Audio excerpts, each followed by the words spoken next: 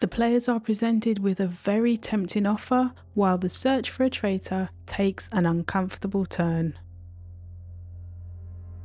I usually only talk about the editing in an episode when it comes to the storylines they put together or when a number of players are barely shown, but I want to take a moment to say that the editing job on the previously section was excellent. Back to the game, the traitors needed to decide between picking Johnny, Maura, Monet, Stephen or Tara for murder. Monet was the one I was fearing it would be due to them mentioning Lisa's name to Candice. Though Candice thought no one else had heard, the move could still be a little risky. My fears proved correct as it was Monet who was murdered. I wanted to see who would have bragging rights between Bob the drag queen and Monet exchange. Bob was banished at the end of episode 4 of season 3, while Monet was murdered at the beginning of episode 5. Not far off each other, but Monet wins by a whisker. It was so awkward when Ron walked into the breakfast room. No one was surprised to see him, but it's not for the reason the Faithfuls think it is. The Faithfuls are giving the traitors a reason to keep him around, but they just see him as a traitor.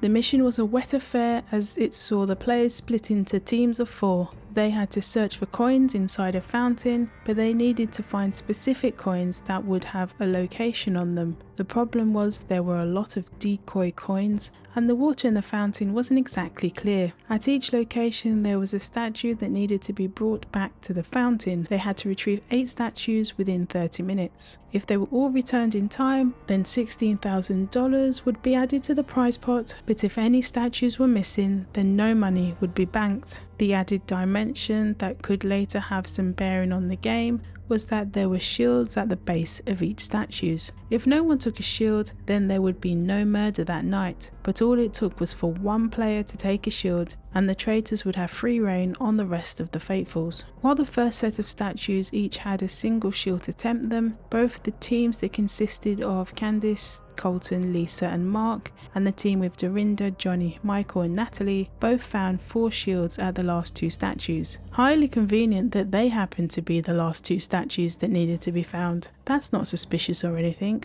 Did production members quickly run to those 2 statues and plant the extra 3 shields each just before they reached there? Up until this point, it seemed no one had taken a shield. Now it was a question of would one or both teams take the 4 shields, or would they take the chance that nobody else had? With seconds to spare, they managed to complete the mission and $16,000 was added to the prize pot.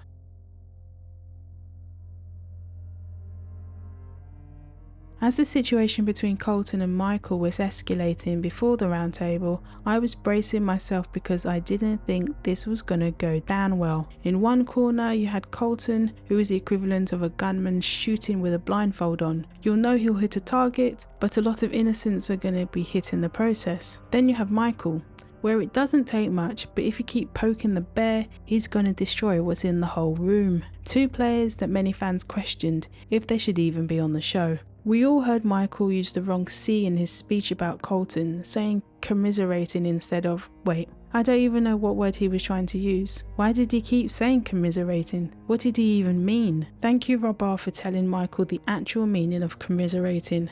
Michael was saying it too many times that it was driving me nuts too. Yes, everyone except Jam Jam that voted for Michael in the first roundtable are out of the game, but why is Colton making it sound like Tiffany's exit is connected to Michael? She was banished and that was partially because of Colton. In fact, Michael was one of 2 players that didn't vote for Tiffany. I think it's a little disingenuous to be putting her name within this theory of his. Why was no one but Michael piping up about that? I can't believe that for a brief moment this lot got me defending Michael. I don't know what Michael meant when he said Colton would know how to keep a secret, but it touched a nerve. With a few members of the LGBTQI community in the room, it's not hard for anyone to think Michael was referencing Colton being in the closet, but Michael says he wasn't. Michael didn't elaborate on what meaning he was going for. There's many players there that need to keep secrets as part of their job, so on that note, it could be any of them. This clash between them wasn't pleasant. Then we had what Ron said to Dorinda.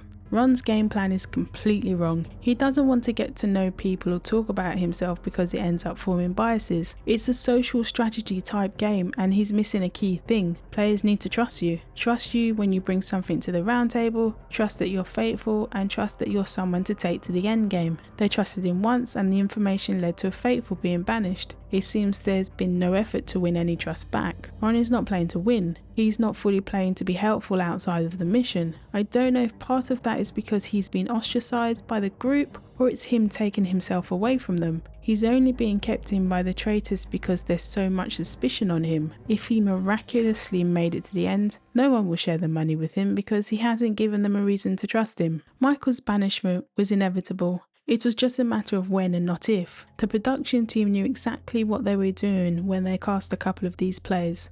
I'm sure they got exactly what they wanted. This round table had some very uncomfortable moments, mainly between Colton and Michael, and a brief moment with Ron and Dorinda. Now with Michael gone, the Faithfuls can no longer use him as an excuse that he's a distraction. Some of these Faithfuls need to step up in this game and think for themselves. Stop letting one player lead, whether that's towards someone or away from someone. Earlier in the day, Kristen was pretty adamant that Colton is a traitor, and she continued to feel that way after the round table. Colton's name was starting to pick up steam as Mark and Kristen were talking to Eric, and Johnny and Tara mentioned Colton to Candice. Lisa might have thought she was in the clear with Monet gone, but Colton has found his latest target, and it's her.